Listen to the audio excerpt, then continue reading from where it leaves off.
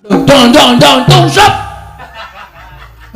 Daya teka la enggal bapakno tumuli lungguhna la gelarno klasa aduh klasane bedah kawalan jatahe mambu gawe isin lakake goleno salin kilo iki pabrik wajib iki lho dicocol pite sukuan kang semu tak tung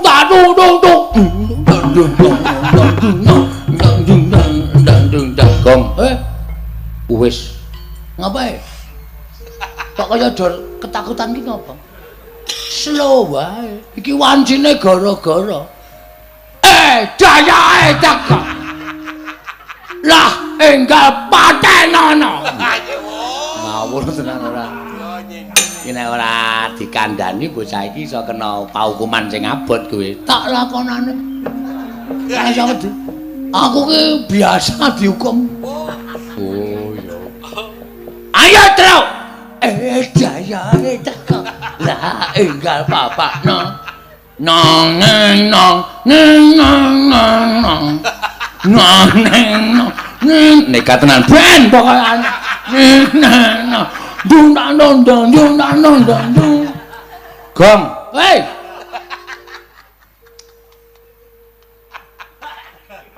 ngapain kowe ngene-ngene ki ngapain yo noleo ngapa medeni aku arepane ada kowe medeni aku ta ora noleo wis titiwanci tetembangan dangdut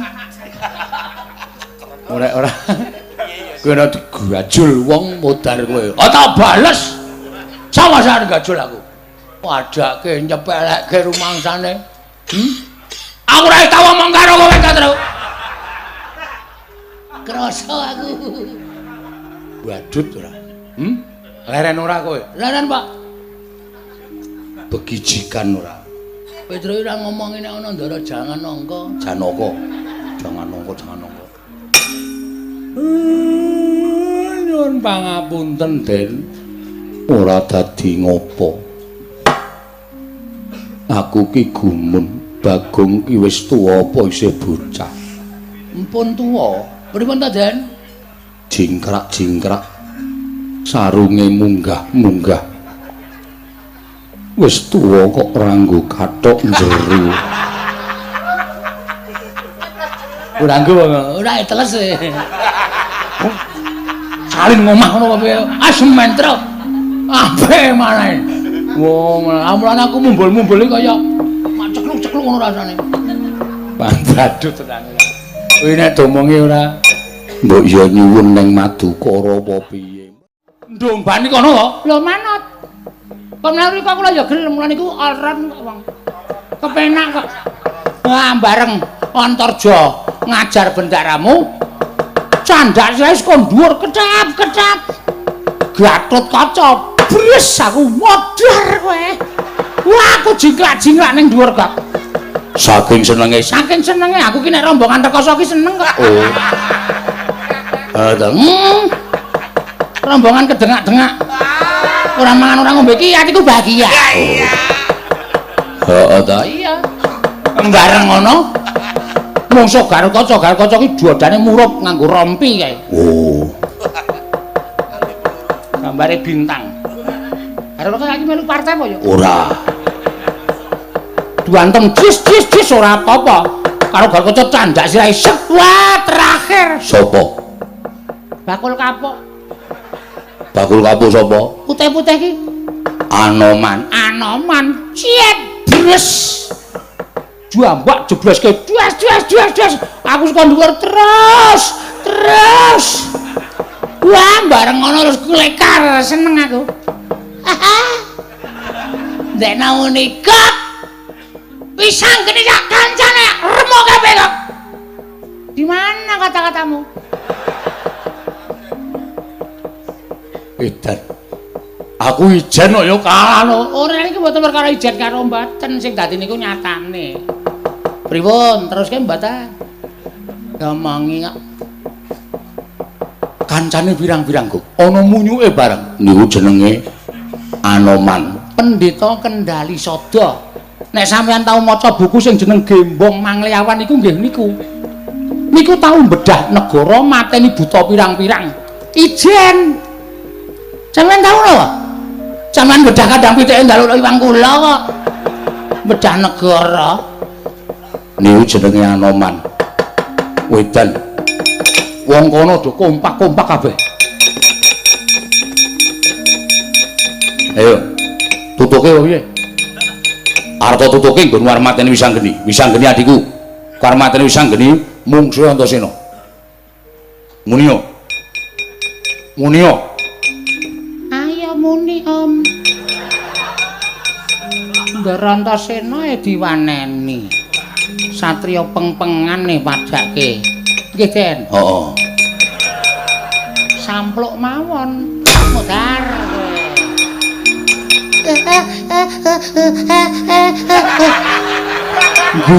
Guyu apa lho? Guyu ora ikhlas sing ngene iki kok. Arep los wedi. Ayo muni ya. Sampluk sisan kowe kandhani. Kuwi niku apa mboten kurang-kurang lho, Ndara? Kowe iki ora ngelekke. Ngelekke demi Allah, yakin. Ngelekke kula ning pancen niku ngeyel niku watake pancen ngeyel. Tamplung mawon. Iki ya ora ngelekke. Ah niki senengane marah-marahi. Niki sing ngejojoki niki mboten apa ngaku wae. Tonyo mawon, Den. Modar.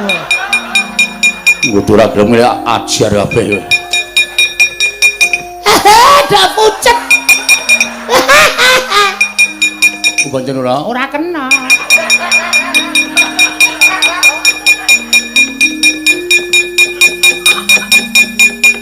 Mudyar Ndara Sencaki. Ndara Sencaki ora tau ngomong, ora tau ngendikan ning terus nonyo. Larak tenan.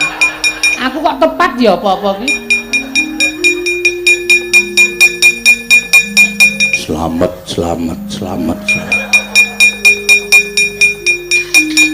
Tangan kiwa. Larak tenan. Seneng tenan aku. Ora kok do manut rombilung iki. Manut wae kanca sekake padake. Gatotkaca niku Delongkas biasane Gatotkaca. Saka dhuwur tanpa nganggo mandhep bres. Niku asli kula mboten goroh. Ngandel ora. Aku soalnya kulino nderekke ratu kok. Ya ngono kuwi kok le nyiksa. Ngandel ora. Kowe mendhak Gok, kowe mendhak. Wah, ora keson Jombaya terus aku.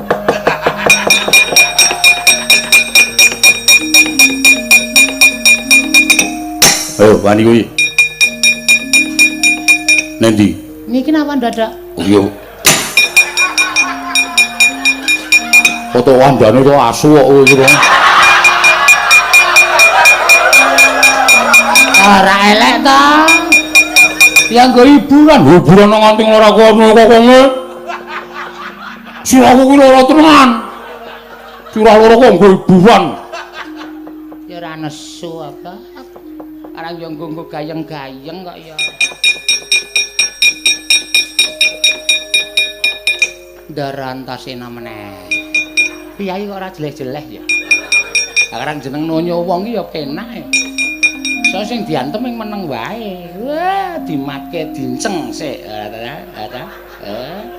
Les. Ya. Aku rasa. Wis kebacut tercatet tega. Tercatet rasa. Ya sithik wae, mek ngetak. Modar. Wis.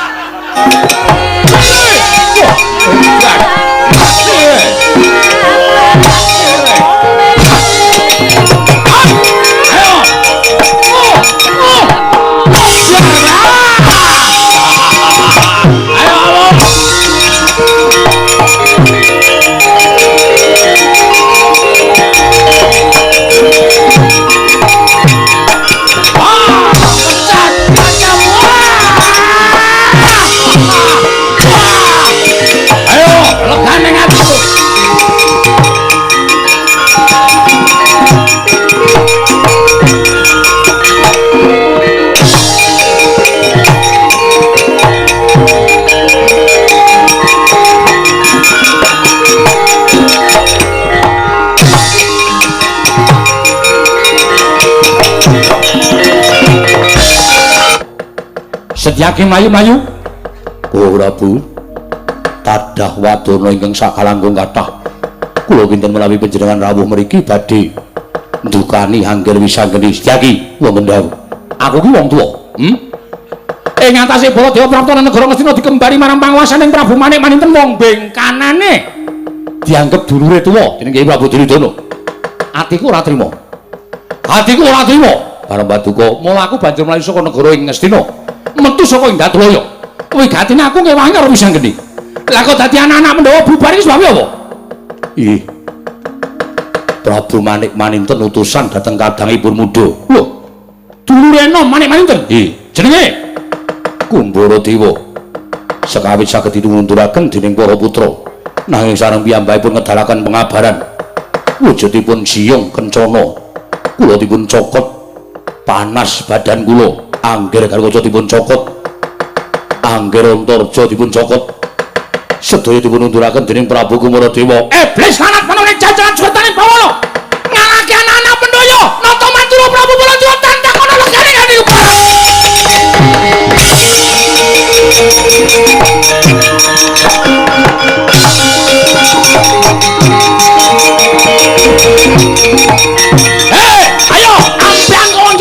rebutan kaya menjangan mati. Iki nata mantura Prabu Baladewa waning Pitawasi Calatara. Wani karo aku tinju ngakhiran anakmu Prabu.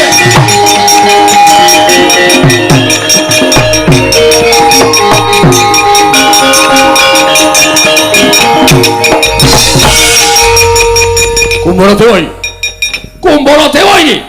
Ya, dasar para nyata sapa iki? Lan mripanmu gandhena gombongmu nata mantura Prabu Baladewa. Waning Pitawasi Calatara nampa krasana. Iki nata mantura Prabu Baladewa. Sapa-sapa tak cokoti ya. Sapa-sapa tak cokoti. Iblis lan kowe nyokat-nyokot ora mbayar kowe. Iki ngopo? Iki ngopo piye? Ayo, aja bocah wingi sore sing tok kalahke. Baladewa, iki wong tuane anak-anak Pandhawa. Iki wong tuane anak-anak Pandhawa. Sing jeneng dulurmu tuwa Manik Maninten, gedangkrang sila tumpang nang negara Ngastina, ngenyanyak mestakane Baladewa. Ora bertuli piye? Ayo, kowe sisane perlu tak katutke. Piye? Muni piye kowe? Muni piye? Kowe sing apa? Flu kowe ya. Kowe sisan tak katutke. Piye? Kowe sisan tak katutke. Arep katutke Baladewa. Iya. Kowe arep katutke Baladewa. Ayo gage. Cokoten Baladewa. Cokoten Baladewa. Ora minggat. Cokot siung pengapit tugal grumu piye? Tugal grumu iblis lanat. Dapure kaya mungkar nugel kene Baladewa. Adu blak tunggak cangkemmu bongkar. Ayo, gage. Mantra sastra jendramu. Watengen adu saya ayo. Saya tok ngarep cekeni buri. Baladewa ora bakal mundur sak ngarep dapurmu. Ayo gage ketemu. Kurang sakti kulo, kurang kawan bedanya. Ora lawan mati dari Baladewa. Diajak apa?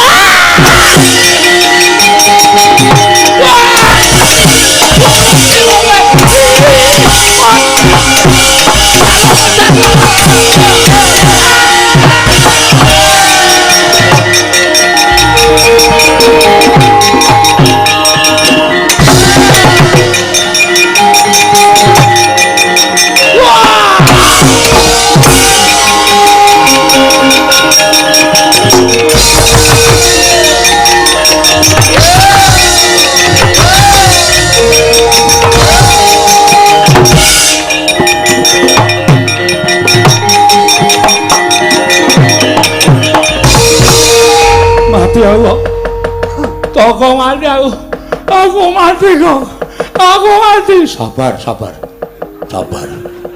Sampeyan ora tak slametke, remuk awak sampeyan.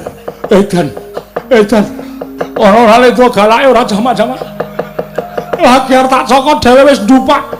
Lah sampeyan mboten bayar kok. Nyokot. Sing wis dicokot niku diitung. Regane pira dibayar aja tuna bakule. Dapurmu ayo. Sabar. Mati aku kok. Iki nang ndi kok? Teng Jugangan. Lho. Nang Jugangan? Nggih. Wes ndelik slamet. Sampeyan diburu wong pirang-pirang. Aduh, mati aku kok. Aku tulungono. Anteng. Mungkin nek nganti do liwat mriki sampean ngerti teng jugangan niki sampean cilaka pokoke meneng. Yo, aku manut kowe kok. Lah nggih. Bilung nanti bilung. Bilung nanti. Mudar. Mudar kene ngopo? Sampar Baladewa. Cah cilik klitah-klitih. Bilung niku lho ndelok sampean prawan niku menek wit. Munggah meja. Sampar Baladewa mudar. Asem iki. Do ninggal to? Hah? Kagak. Oh ayu. Kaya suarane bilung. Lah nggih kok isih urip. Oh iya kene ngejak-jak ora tanggung jawab ora. Diwenehi tondo men ngerti nek kowe karo aku nang kene. Nggih.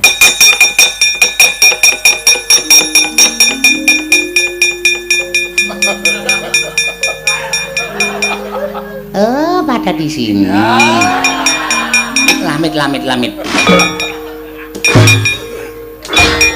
Wih, po member. Cangkem kok nggo ancik-ancik. Cangkemmu kaya undak-undakan.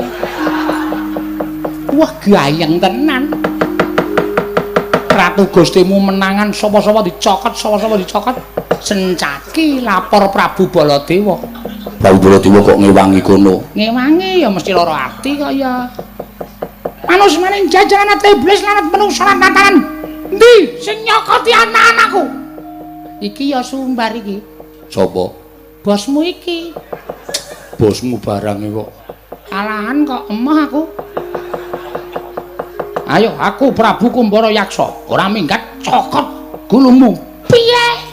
Aku nganti keplotra saka wit lho, Gok. Kono muni piye ngono aku pletre ngono. Saking serone. Bareng nyokot Baladewa cokoten. Ora minggat cokotene kowe iblis lan diapure kaya ngene dublak tungkak cangkemmu bongko prol. Tutuke Prabu Kumbaradewa gajul Baladewa. Dhek nglekaran iso ngantem.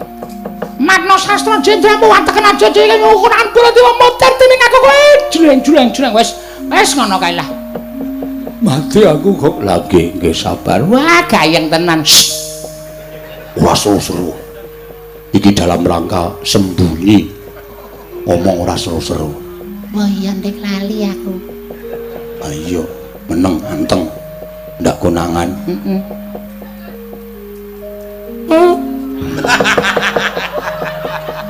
Tak tunggu lho. Aja waton ngarani. Udu aku. Kowe iki biasane suaramu kok ngono kuwi. Maktut ngono. Sumpah udu. Daluk ngapura kok aku kok. Oh, ngene. Oh, antute juragane kaya. Mula ora bubar. Trimo nyerat mangane dinesoni.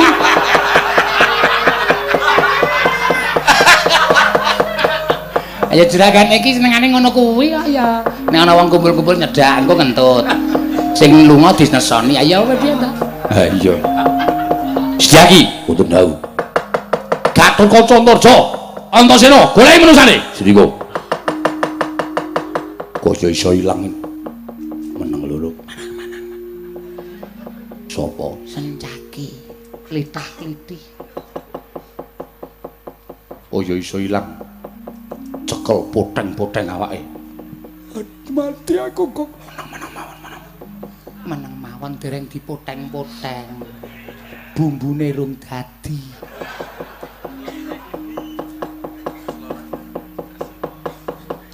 Gatotkaca. Manungsa maning jajaran iblis lanat. Apa kira-kira nggawa kanca? Nggawa kanca tak jor-jor dase iki. Belum meneng tajar nganti konangan tajar. Jujur ndase. Aku ya mak tratape. Nesu tenan Baladewa. Nendi ya kok ora ono iki. Dipun padosi dipun sebar nggih. Ayo. Ben ninggal ketemu. Dimas kuwi ngalur Dimas. Yo, Kang. Aku tak saka ndirkan loro. Ya, Kang. Kok ora ono.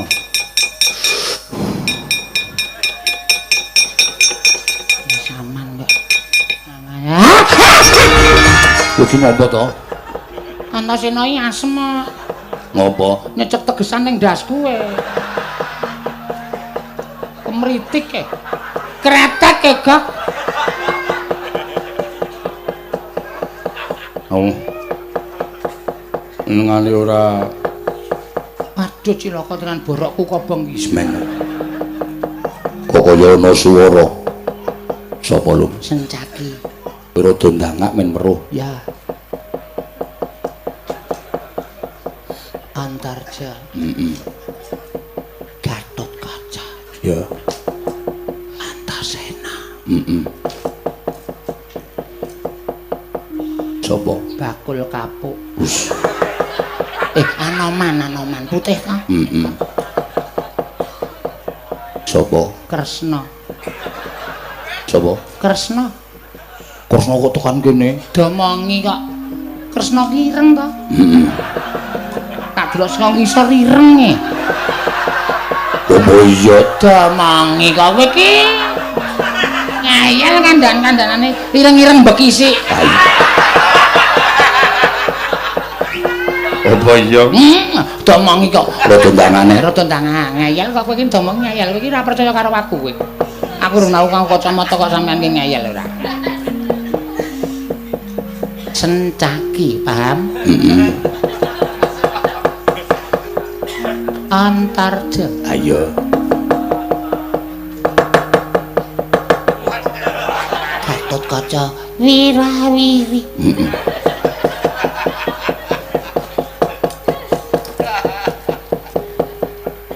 Antasena mandeg. Antasena mandeg. Sapa? Cangkemmu lho. Terus. Selamat. Anoman. Kresna ta. Kae lho, matno kae lho, ireng ora kae. Matno ta. Kandhane iki Kresna ki ireng cemani.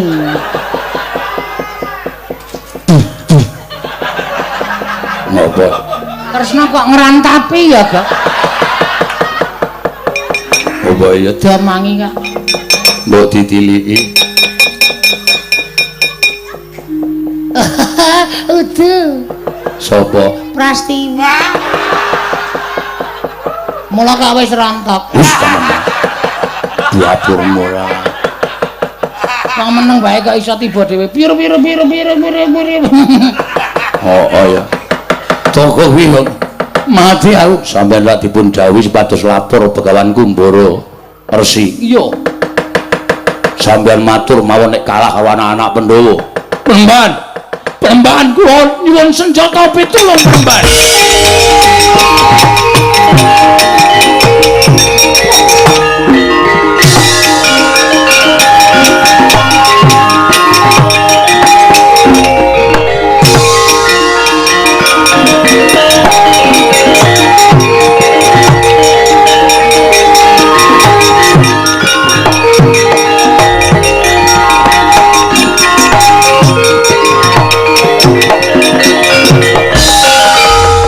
Kumbara Dewa mlayu sifat kuping wedi karo anak-anak Pandhawa. Malah ora pangling Prabu Baladewa katon melu rombongan anak-anak Pandhawa. Oh, gerangan ora ngandani karo bocah enom. Semune ndombani karo karepane anak-anak Pandhawa. Prabu Baladewa kowe ingkang nyikara karo anakku Siswa Kumbara Dewa. Ayo iki gerangane Kumbara Resi Tandangana legane atiku tamumbo tatimu wis sinuwun.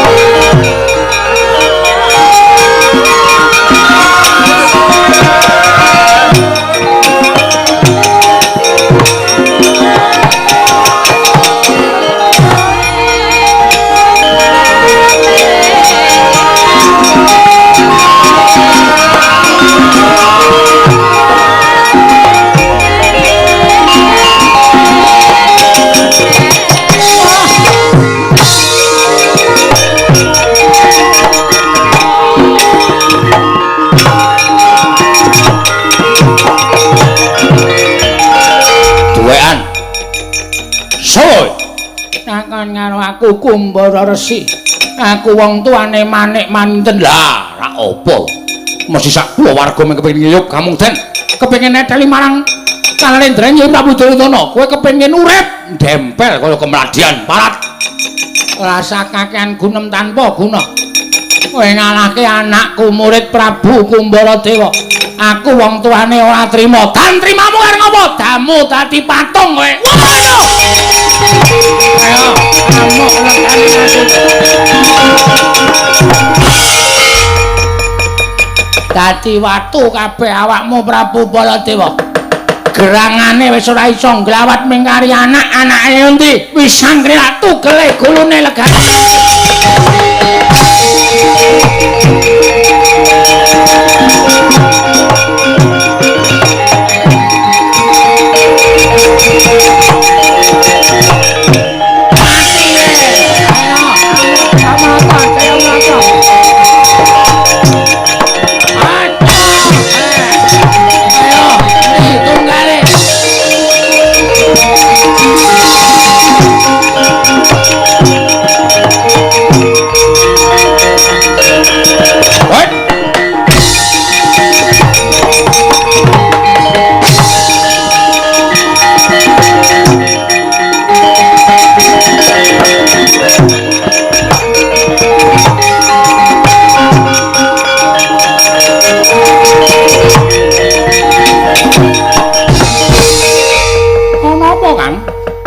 Geger nih.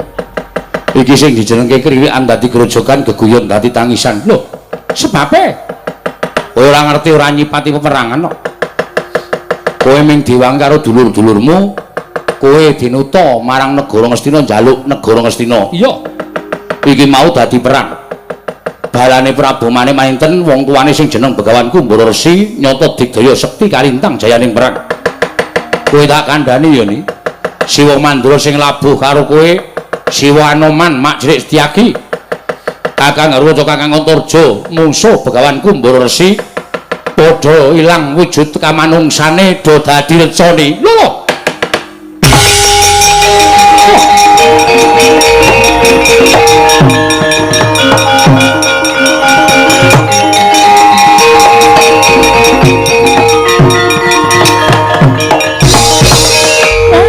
Jagat Dewa Bathara jagat Pangestu-mara.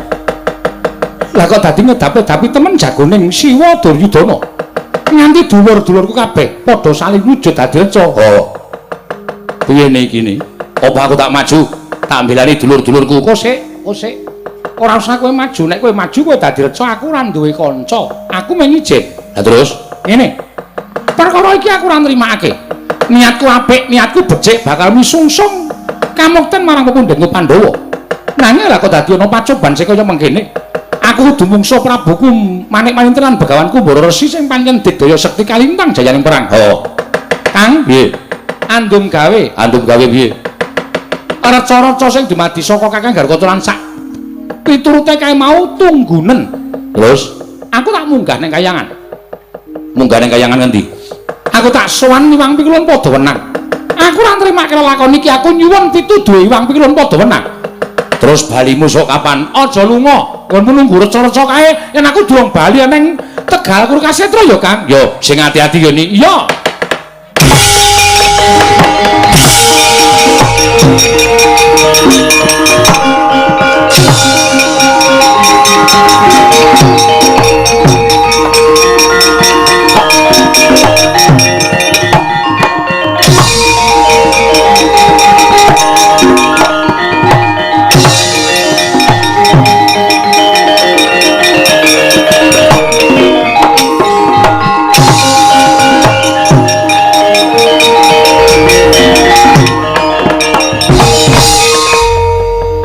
Jebul wong jirih getih wedi mati nggih. Titikanipun menapa Bapak Pramban? Lah nyatane dulur-dulure tak damu do wujud dadi reca. Wis anggene ora mbilani karo dulur-dulure kabeh. Nanging tinggal gelanggang corong mlayu-mlayu saka ing pabaratan. Embuh menyang endi papan dununge wis anggene. Wah, jagat Dewa Bathara. Pramban. Menawi ngantos kula kecalan wisanggeni mangke kula dipun lokaken dening Kyai Prabu Duryudana. Lah banjur kedapi nangge Kedapinan nggih. Sranane piye dipun bujung? Embanipun ngantos dumugi laning naga. Sampun kendhatanipun bujung wis anggeni menawi dereng saged nyangkeng mestakenipun lare menika. Ya, ayo tak turuti penjarukmu.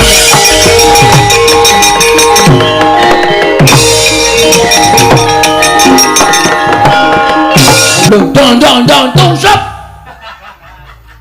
Daya teka la enggal bapakno tumuli lungguhna la gelarno klasa aduh klasane bedah kapalan jatahe mambu gawe isin lakake goleno salin kilo iki pabrik wajib iki lho dicocopite sukuan kang semu tak dung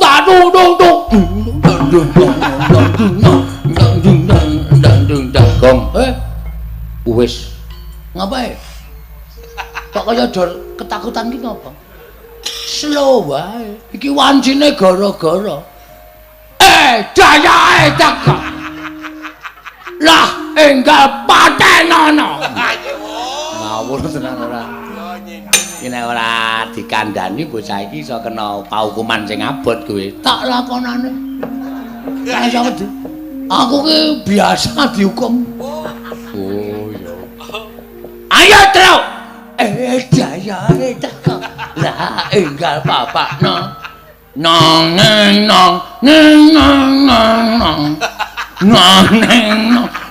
nekat tenan ben pokoke dung gong hei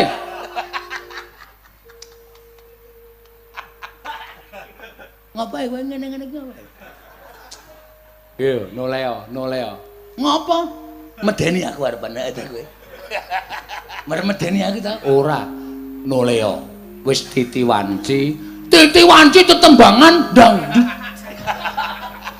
ora kowe ora digajul wong modar kowe. Tak bales. Sawasan gajul aku. Padake nyepelekke rumangsane. Aku ora tau omong karo kowe ta, Tru. Krasa aku. Badut ora. Leren ora kowe? Leren, Pak. Begijikan ora. Kowe Tru ora ngomong nek ana ndara jangan angka. Janaka. Jangan angka. Nyuwun pangapunten Den ora dadi ngopo aku ki gumun Bagong ki wis tuwa apa isih bocah mpun tuwa pripun ta Den jingkrak sarunge munggah wis tuwa kok ranggo kathok njero ora teles salin ngomah ngono apa asemen tro ape maneh wong amulane aku mumbul-mumbul kaya cekluk-cekluk ngono rasane bandadut tenan kowe nek domongi ora mbok ya nyuwun ning Madukara apa piye mboten cukup ukuran sampeyan kali kula beda ya tak tumbaske nan iya tenan aku ora bakal goro winginane tak tukokke tak titipke Semar buka ayo buka engko nek wis nengok kowe iki ukurane soalé padha karo aku mesti tanggo dhewe to ayo lah njeng mulih ampun titipke Semar Ndara niki ukurane padha mang titipke gareng cetor kombor-kombor tak jidet to pokoke aja titipke ponokawan kurang tekan nggone Ndara Kakang Semar kula didhawuhi dening Kanjeng Koko Prabu kinane elik-elik kelawan wisanggeni anakku lanang nggone bakal njabel negara Ngastina yen to kateman wisanggeni njabel negara tan wurunga bakal cabar Bratayuda jaya binangun Kakang Semar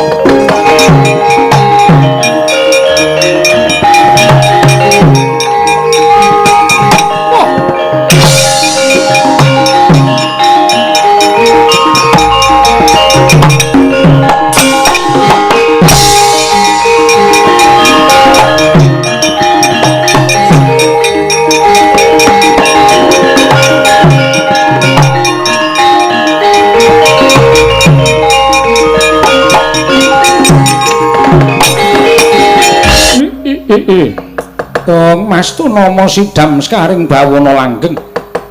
Ora panglingana satriya angayam wana. Satriya bagus tanpa cacat gaya teja pengawak tirta pamulu jenar kaya kencana sinanging. Ana Brahmana merpeki kelawan Arjuna kowe sapa? Raden, ditepungake wae aku Begawan Kumbara Resi. Begawan Kumbara Resi. Iya, dasar para nyata. Ana wigati apa dene kowe merpeki lakune Janaka? Aku arep takon karo kowe Raden, apa kowe weruh beburonku? Ora ana kidang menjangan liwat papan kene, dudu satu kewan ingkang ndak buru. Nanging wujuding satriya kang aran Raden Wisanggeni. Wisanggeni bakal tak tugel janggane. Dadi srana nggonku bakal ngaturake kesaning Sinuhun Prabu Duryudana Raden Janaka.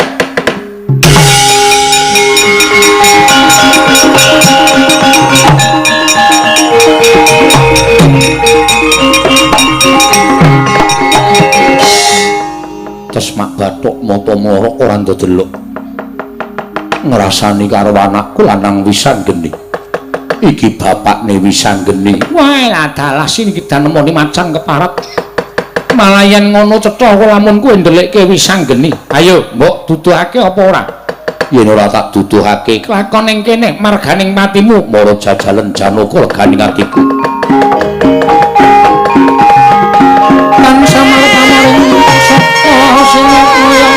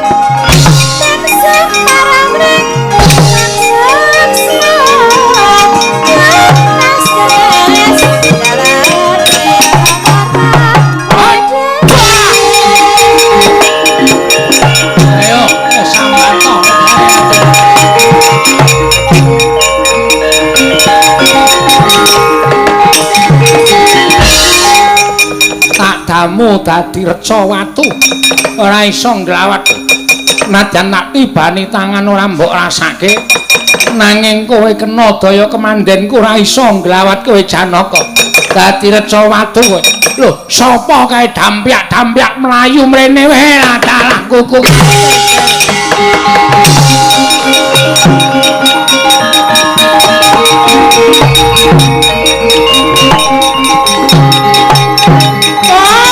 sampeyan napa lho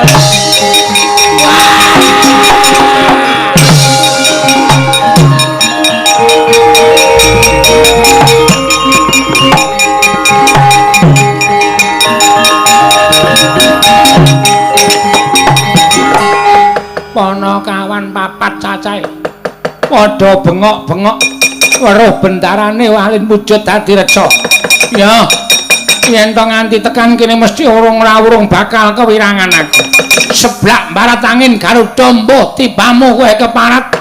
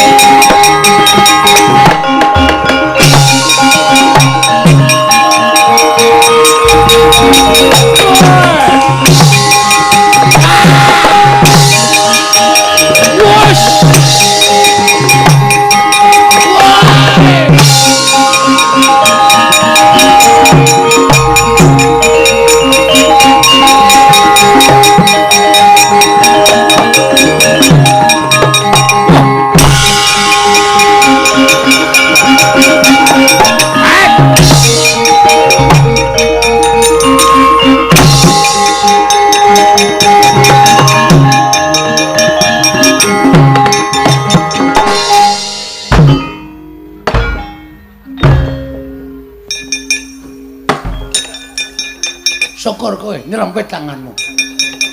Wong tiba kok dadak ning sirahe wong tuwa. Wong tiba ki ra sengaja. Wis Bagong mundur.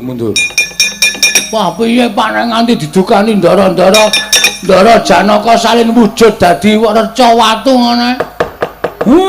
Bab daramu rasah digagas. Aku percaya.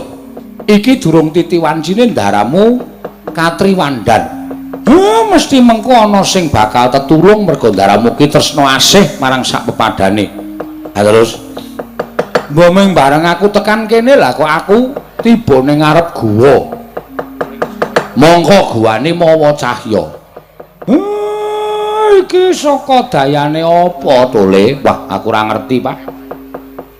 Petruk kuwi mbok menawa ngerti blas. Ngerti Bagong. Genah kuwi lampu, Pak. Ngalas kok ana lampu. Teplok. Ngalas kok ana teplok. Obor. Ngalas kok ana obor. Watu sing mawon cahya. Watu ngomong. Didhisiki ora. Apa-apa dipaido ngene wae, Mir. Mir dengkulmu mlocot kuwi. Mbangane kowe maido karo aku. Kuwi jero gua kuwi tilik ana isine apa? Oh, tilikane coba isenane apa?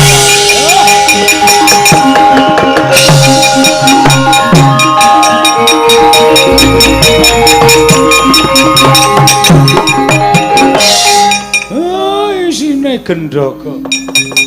Ngandel ora mbaka loro. Do adep-adepan ya sajake. Bater-bateran. Diapure Bagong ora. Senengane kaya wong ngono kok tok bahas to ora. Mbok karepku nyiji-nyiji men wutuh sindene. iya. Wujude gendhaga to Le, gendhaga terus gendhaga gong. Gendhaga Pak. Gareng gendhaga, Petruk gendhaga terus. Gendhaga gong. Gendhaga Pak. Wis apa men tak tonyo kowe. Gendhaga mawa cahya. Monggo iki ora lamaking menungsa duwe gendhaga kaya ngene. Coba tak bukake isine apa to Le? Gunjang gancing langit kelap-kelap baton. Legi canging risang mawe gandrung. Wah. Isine teng glebyar mawa cahya. Nitik lempitane kok kaya sandangan. Monggo tak hitung sandangane kok werna 3. Wah. Ngene wae. Sandangan iki nggonen. Oh nggih, wis tak kendhong nggih. Wah, asik. Sandangan 3 iki nggonen wujudmu apa? Nala gareng kowe sing tuwek, gendhaga iki gareng mlebu guwa. Do saling ngono. Oh nggih, pangestaken dawuh.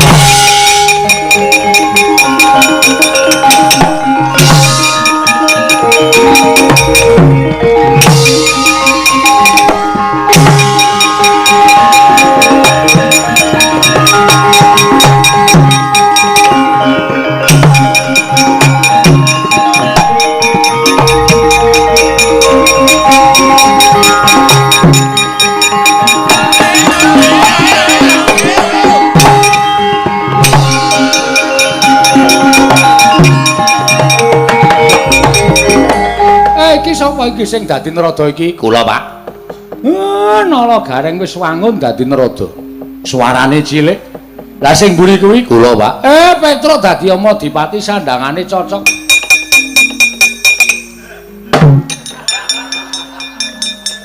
Iki sapa iki? Awit namastu. Nama-nama namasida. Bagong ki jane ora wangun. Kakang Ismaya, mbuh. Ulun Bathara Guru, Kakang. Ulun mulang jam pira? Mulang jam pira dengkulmu mlocot kowe. Bathara Guru kok mulang jam pira? Genah. Nek iki sing duwe sandangan iki do ndelikke sandangan ning guwa. Kowe do munggah kayangan. Kayangan suwung. Kakang Semar. Aja waton bisa ngucap, Kakang. Nek ulun munggah ana ing Kayuwangan Surabaya, Suralaya, nek nganti ana sarusiku dendane dewa miang ulun kita punawi. Kados pundi, Kakang? Kita tanggel jawab Heeh. Aja cungar-cungir cangkeme Semar. Adi Guru sampun kados mekaten Adi Guru. Iwang Pikulun Bathara Guru sampun kados mekaten. Ya Madipati. Diem. Oh iya. Ingkang duwe wewenang kayangan panjenengan ulun Sang Manekmaya ya sapa Deng? Jatimurti. Jatimurti ya jagat Giri. Loyo. Wus. Giri Loyo iki jaratan Jagat Giri sapa? Pratingkah. Piye? Kakang Semar? Kita wani tanggung jawab nek ana walate ulun lungguh ana ing Sela Kandha waru doyong. Sela Kandha waru Binangun. Nek ana walate sing nyangga aku, monggo Adi Guru bidhal samenika Di.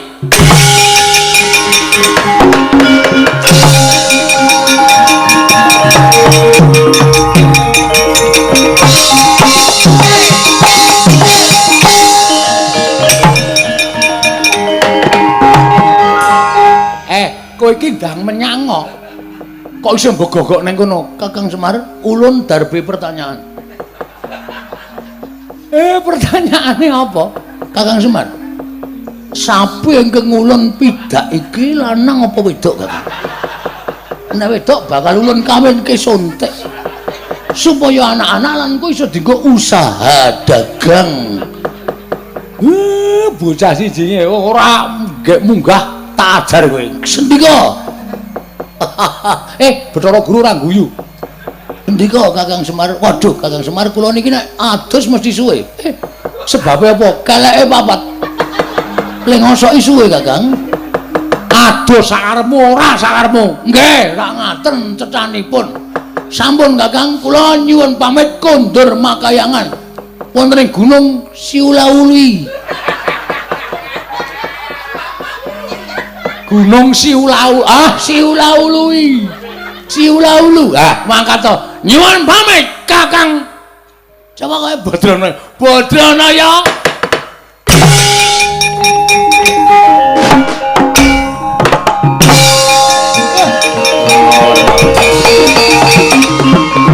Oh, Mas Tonomo Sidam karing bawana langgeng wisanggeni swanganing ngarsa ulun darbe wigati apa nggir?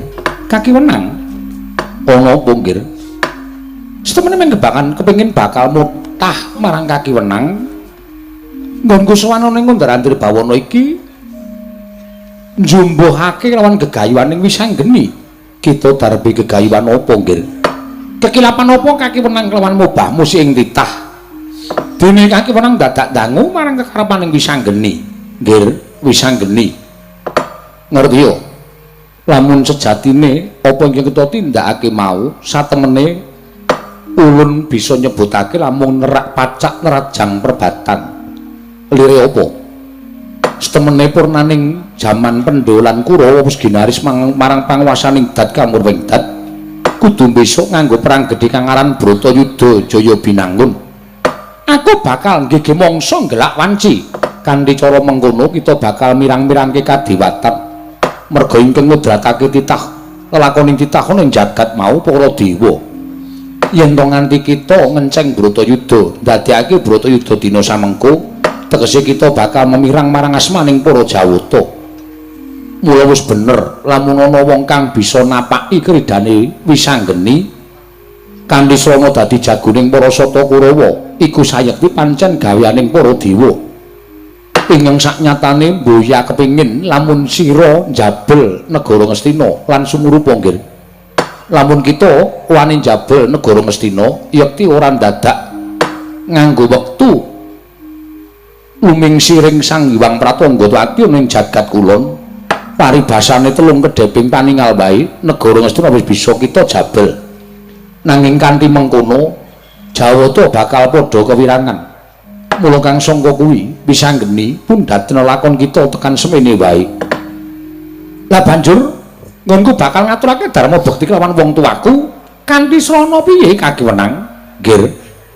Lelabuhan ingkang becik Labuhan ingkang prayoga tumraping wong tuwa wis mujudake labuhan kelawan wong atuwa kita para Pandhawa. Nadyan kita mboya bisa ndodhok, mboya bisa tata krama, mboya bisa unggah-ungguh. Nanging sayekti tingkah laku ingkang becik iku sayekti bakal dadi srana nggon kita njunjung kelawan derajating wong tuwa. Nanging pangrasaku aku selak kepingin lan kumacelu bisa nglabuk labet kelawan wong tuwa kakiwenang besok ana mangsa kalane. Sadurunge tumapak Bratayuda kita ingkang darbi kewajiban manglurah Bathara Kala lan Bathari Durga. Mula kepasang yugya katujuh nginu kita prapta ning Kayuwangan bakal ulun paringi wujuding pusaka kang aran Gada Inten. Kinarya sarana nggon kita bakal manglurah Satu Murka, Bathari Durga lan Bathara Kala wisanggeni. Bumi gonjang kancing langit kelabrawaton lir kincanging risang mawe gandrung kanthi syarat srana pundhaten nggon kita njaluk negara sesuk wis ana mangsa kalane dhewe lan lamun kita mboya nerimakake lawan jagoning Kara Kurawa kita bisa nggunakake Gada Inten kinarya nyirnake jagoning Kurawa kakiwenan yen pancen mengkono dosa apa ing bakal tak sandheng yen aku wani nduwa keparenging kakiwenan ya yen pancen kaya mengkono cukup semene lakon ning wisanggeni ning aku nyuwun ngendikaning kakiwenang kudu mbok paringake pusaka ingkang bakal kinarya sarana bisa aku nyirnake Bathara Kala lan Bathari Durga kebat kita tampa ninggir lan baliya marang Martyapada rampungna lakon kita ya ngestakake dawuh kakiwenang.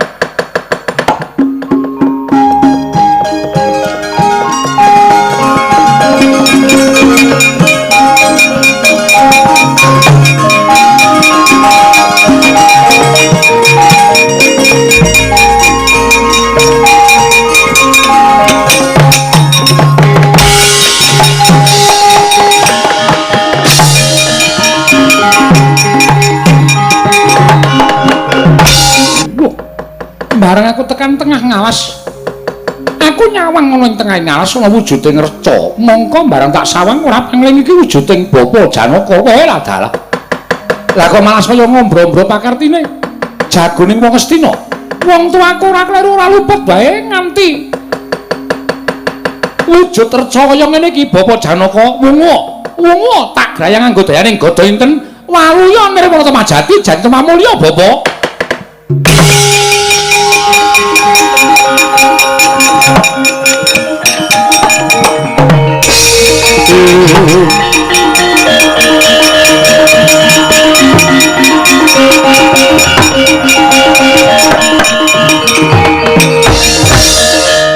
Wisanggeni Bapa Janaka piye? Aku ngaturke panuwun dene anakku lanang sing wis bisa maluyakake wong tuamu. Bapa Janaka aja melu-melu iki perkaraku. Nanging Kanjeng Koko Prabu Puntadewa dawuh karo bapakmu supaya ngelekake marang wisanggeni. Bapa Janaka, aku wis wani wang padha wenang. Lan wang padha wenang wis ngendikake ento pancen iki durung titi mangsane. Ya mung aku sing duwe gawean nyirnake jagoning para Kurawa. Bapa tak aturi kondur iki perkaraku. Iya, ning aja mbok bacutke. Ora, Bapa.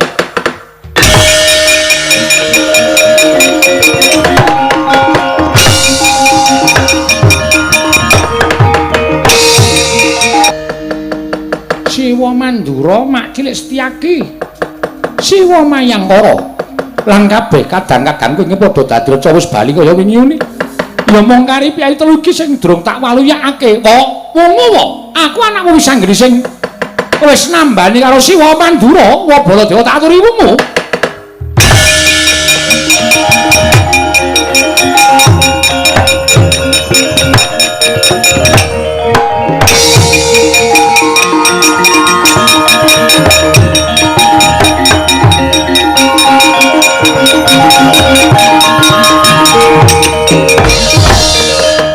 Dewa Narapati Dewenaris Swara Kresna langkung tresnanira adal wisanggeni.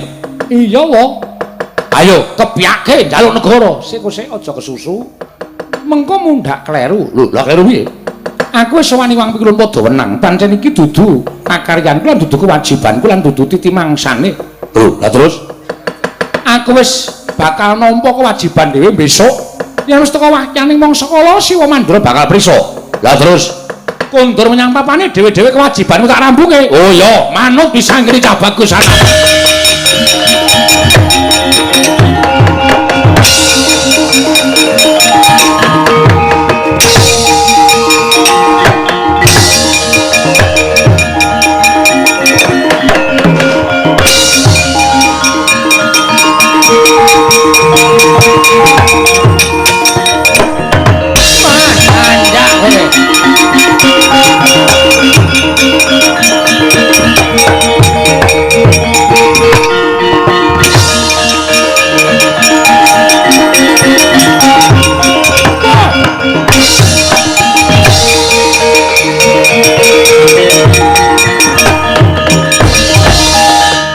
Jireh getih wedi mati.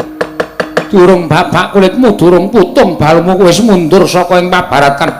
Ora jeneng wis anggeni wedi karo wong-wong jagone Ngastina. Ayo. Iki wis titimaksane mangsa kala ditandingke. Jago Ngastina karo jago Pandhawa. Kowe bocah wingi sore wani karo wong gerang. Ora minggat tak damu dadi kwondo. Kena dayaning Godo inten ora lebur sumyur tanpa dadi aja duntang wis anggeni keparat.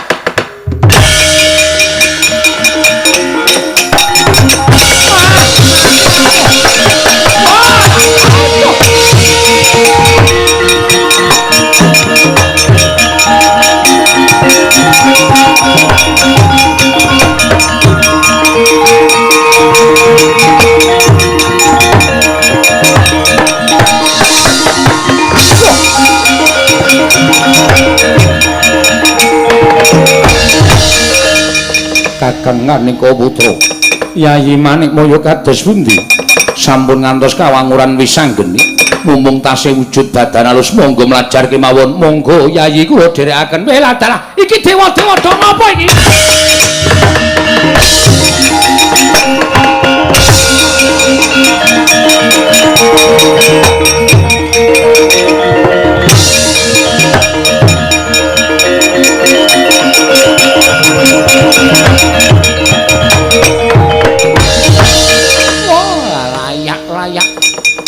mula digdayane kliwat ukur ora pangling singla ning Iwang Pikulun Manikmaya Iwang Pikulun Manika Putra lan Iwang Pikulun Nyama Dipati sing ninggal sandhangan kadewatan wujud jalma semantah ya yen ta pancen mengkono aku trima karo lalakon iki ya mangsa kala besok yen wis meka titiwayaning mangsa kala nggonku duwe kewajiban bakal tak lakoni kanthi tuntas tak bali ning Amarta aku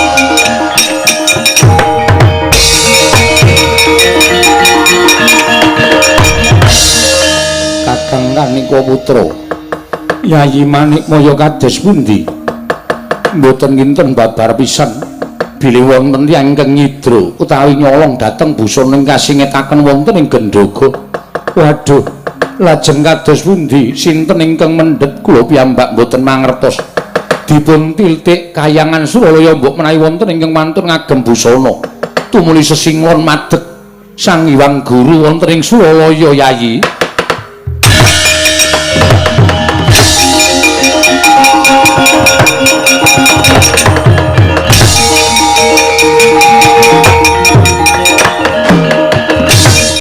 Wong wilahe ngawisna itu penama Sidhem.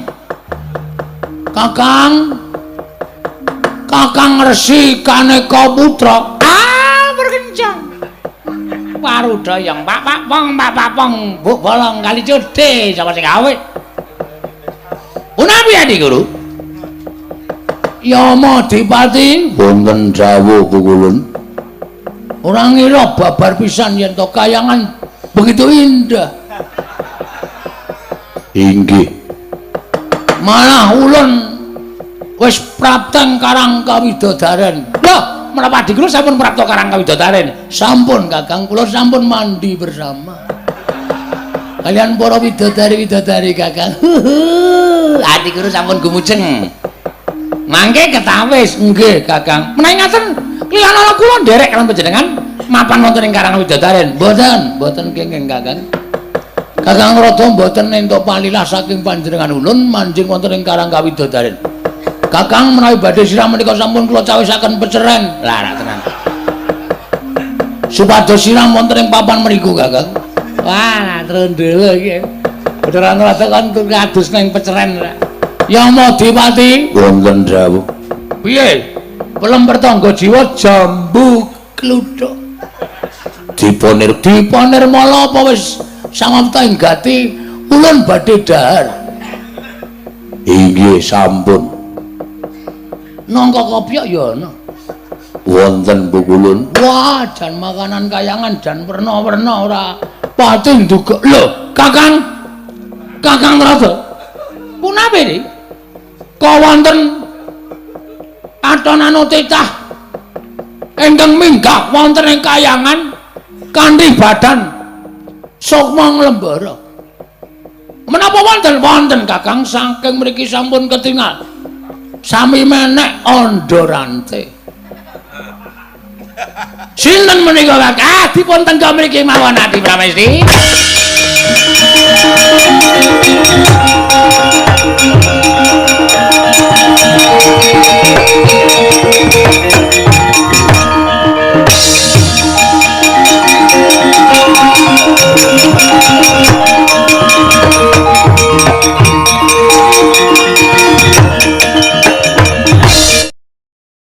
Kakang Kanika Putra wonten dawuh Yayi Manikmaya mboten lidhok ujaring wong daplok cetha wonten tiyang ingkang wantun ngagem busana kadewatan. Kita sapa? Hus. Aja ngawuh gawar ngawur. Ulun Sang Hyang Jagat Giri Pratingkah ya Sang Hyang Bathara Guru PMP. Kita sopi? Sapa? Kok wani munggah ana ing Kaiwangan Suralaya ngaku aku Sang Hyang Bathara Guru, undang-undangane Manikmaya Kanika Putra. Aja ngawuh gawar ngawur. Kepengin mati mrupet mapan ana ing Kawah Candradimuka. Kita sapa wani nganggo busana ulun? Ngawur. Iki busana le golek nang mall. Walah cilaka iki. Iki Sang Hyang Jagat Giri Pratingkah. Ya Madipati. Wonten dawuh. Titah telu lebokke Kawah Candradimuka. Melajar Kakang Narodomaja.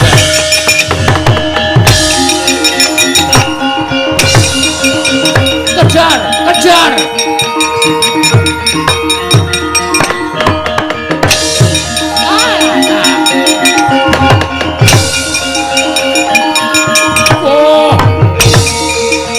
Mboten kanika nyono-nyono menika kok ngane-anehi temen.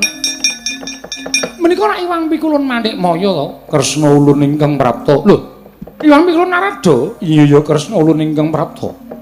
Kok sami mboten ngagem busana kadewatan? Iwang Pikulun Nyama Dipati? Iya ya Kresna aku ingkang prapta. Wah, dewa do mligung ki ngopo? Kresna ulun njaluk tulung kelawan kita. Lho, ngono napa Kulun? Kayiwangan geger sababipun nalika semana ulun ganti wujud titah sewantah wujud Nalindra Brahmana apa dene Nalindra ingkang gagah pideksa sayekti mung kepengin niat mambengi kareping wisanggeni nggone bakal njabel negara Ngastina lamun mboya ulun ingkang dadi pepalang sayekti negara Ngastina bakal bisa bali marang panguwasaning Pandhawa kang mangkono dewa bakal kewirangan merga jangka Bratayuda ora kelakon Kresna. Oh inggih. Lajeng nalika semana ulun nyingitake busana ning tengahing alas. Lah kok bareng ulun wis pudar wujude kaya mengkene. Bali menyang alas mau busana wis ora ana. Ulun munggah ning Kaiwangan ana titah ing ngagem busana kadewatan.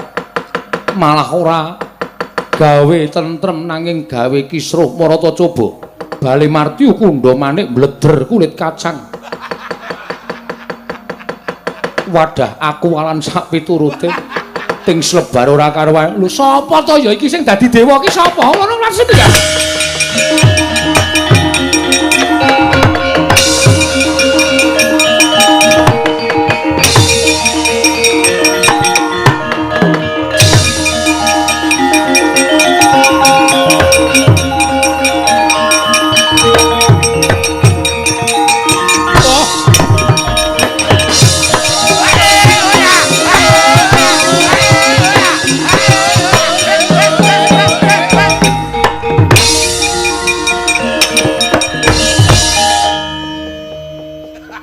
Iki to sing dadi Yama Dipati.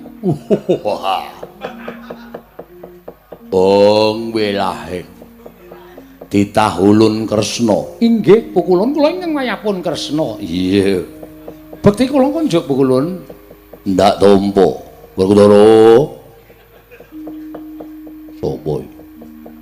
Mbaya dimatke nganggo netra batin, weruh to kowe. Wah, setan. Petro. Lah iya. Wah, Yama Dipati. Apa Werkudara? Aku ngaturake sembah lan jotos. Woi. Sembah tok wae aja nganti nganggo jotos. Sapa sing wedi jotos Yama Dipati? Kapok ora kowe. Ayo ganti ora. Sing kagungan busana ning kono. Ayo ganti. Lho ganti piye? Lho, apa dianggap aku ora weruh? Kowe iki ra Petruk to? Wah.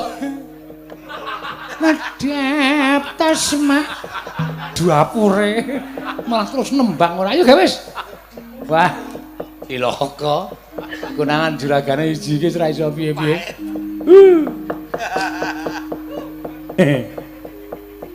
Kancamu endi? Teng mriko. Mengki ra tekan mriki. Rumangsa kok doae ngangki sing ngakon sapa? Bapak, ora ana sing ngakon sapa-sapa kok.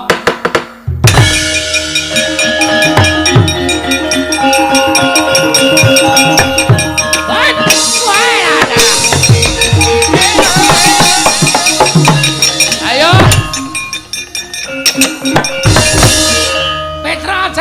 Petra Zaidan. Ulun bakal kondur makayangan. Aduh. Wis rampung. Sama Petruk tekle. Arep mabur mulai tubruk sisan mulai. Lah dalah. Lho dolot. Kresna lah kok dadi yo pangun-mangun. Iwang Mikulun Naroda. Ah iya. Lah putulun ger. Werkudara. Sopo? Gareng. Rene cuwek matamu. Petruk piye Petruk? Ngerti kabeh. Wis ana Petruk. Iki pleso, iki pleso ayo salin. Wah. Ya wis. Wah, trondol iki.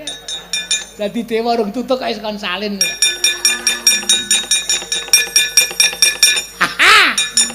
Ndara-ndara aku jan limpating kau.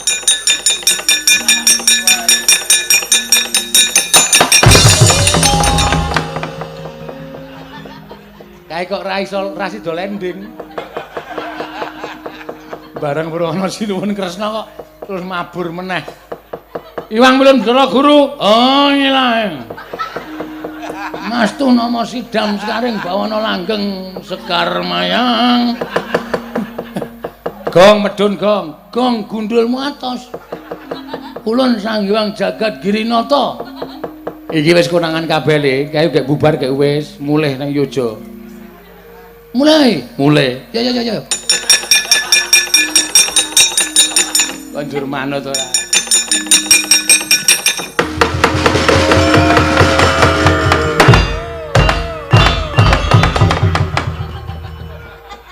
Iya, Pak member kuwi. Medun kok anjlok nganti mentul-mentul kaya ngono.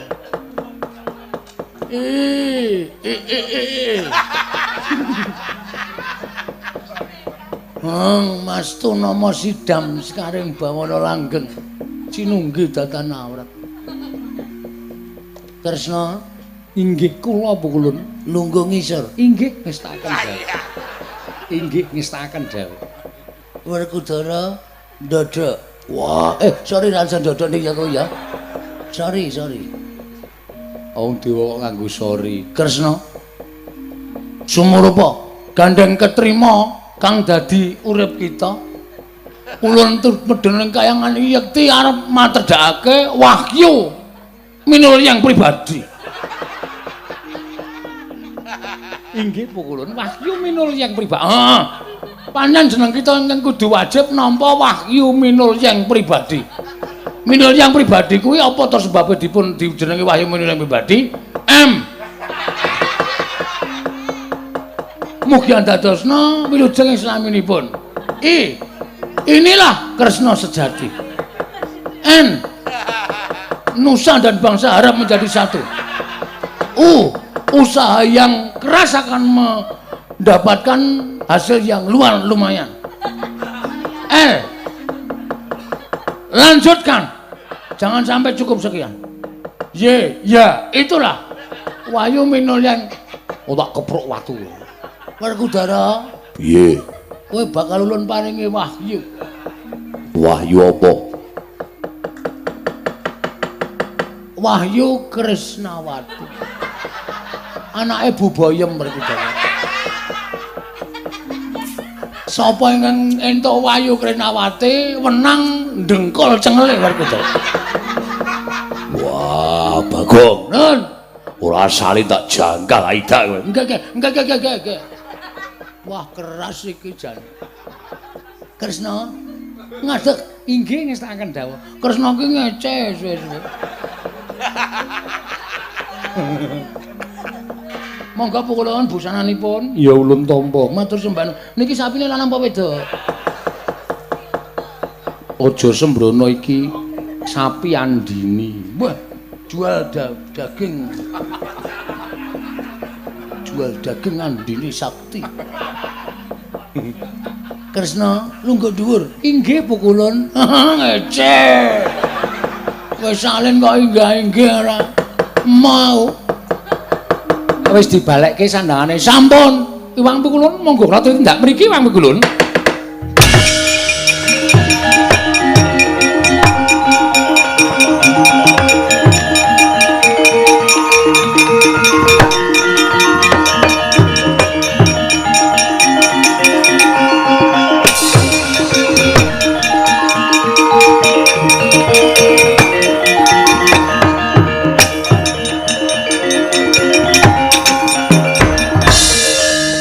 Kresna elingna wisanggeni aja nerak pacak nerajang perbatang lamun to kasembadan jebul negara Ngastina mesti bakal kelakon penjangkan nanging asmaning dewa ingkang bakal banger bacin Kresna inggih ngestaken dawuh pukulun ulun kundur makayangan nderekaken sembah konjo ngersa paduka Iwang Adi pukulun iya Kresna ulun kundur makayangan.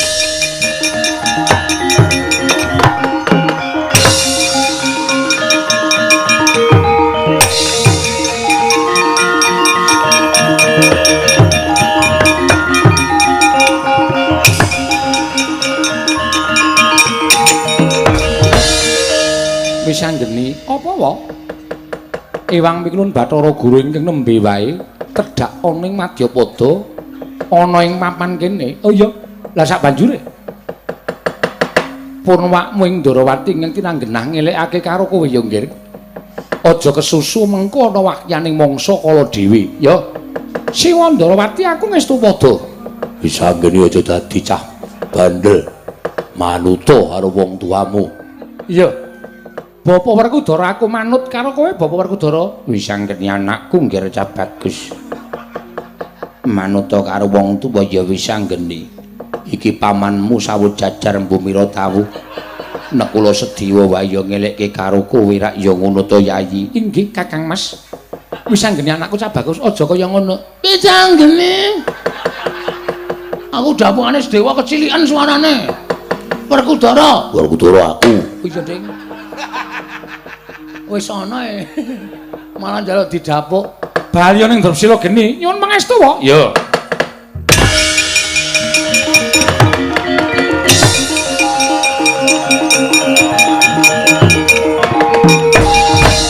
Kala piye gaweanmu sing keri dhewe iki rampungno. Yo.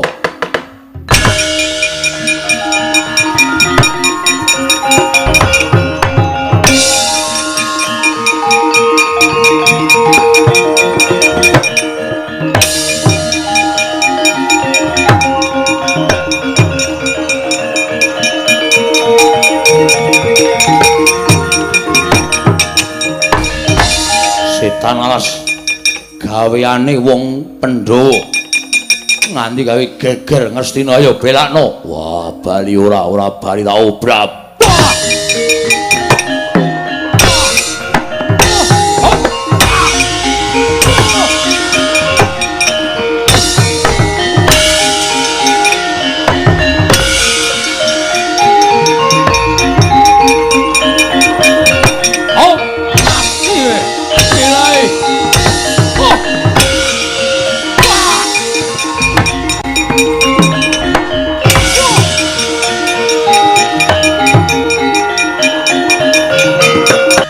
Pun paripurnandara ya wiwit purwa madya wusana samendhang boten wonten ingkang karembit sakathahing lelampahan wonten ing jagating pakeliran menika namung kinarya kaca benggala ingkang sae wajib dipuntulat ingkang awon monggo dipun bucal ingkang tebih.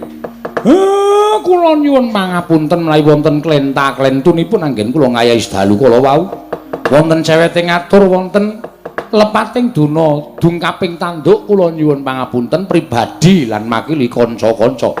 Mugi-mugi lestanten anggenipun sami nyambet pasderekan purnaning gati sura sudira jayan kang rat soh brasta tekame ulah Darmastuti rahing sami makarya. Sami rahayu ingkang samya pinanggih.